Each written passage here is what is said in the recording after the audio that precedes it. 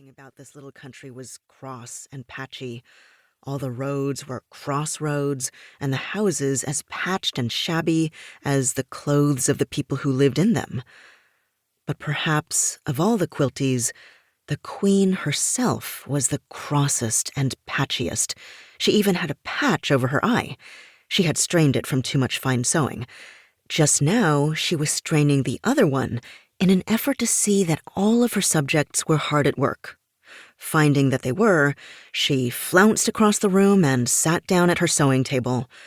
Here, grumbling and scolding to herself, she began sorting patches into separate piles according to their size and color.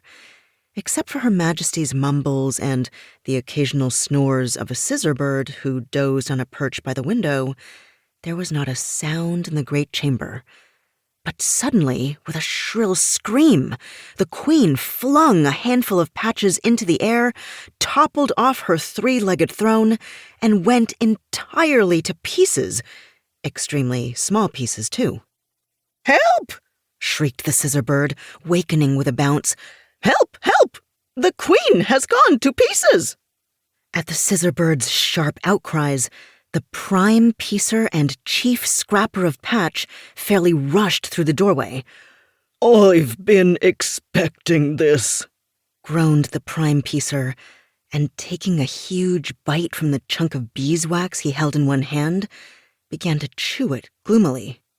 "Well, if you've been expecting it, you're not surprised," sniffed the chief scrapper crossly. "But it's too bad to have it happen at the busiest season of the year. Now we'll have to stop everything and find a new ruler. Hold your bill, Nipper!" Stamping his foot at the scissor bird, the chief scrapper of patch marched stiffly from the room. Neither the prime piecer nor the chief scrapper seemed to think it queer for the queen to go to pieces, and no doubt this is because, sooner or later, all of the quilties do this very thing. Living in a fairy country and being magically constructed, they cannot die, so when they wear out, they simply go to pieces.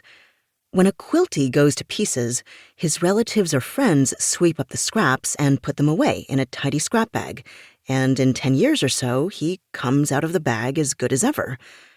This does seem a curious custom, but curious or not, that is exactly what happens.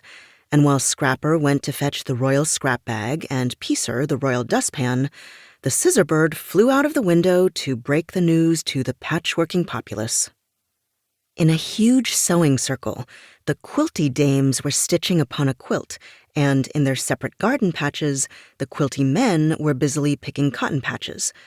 But as the scissor bird flew screaming overhead, and they realized that Queen Crosspatch had gone to pieces at last, they all stopped working and looked fearfully at one another. Who would be the next ruler of Patch? Whenever a ruler went to pieces, another was immediately chosen by the method laid down in the imperial scrapbook, and always one of the quilties had been chosen. Now, curiously enough, no one wanted to be king or queen, for the ruler of this cross little country had to work 6 times as hard as anyone else, and consequently went to pieces 6 times faster.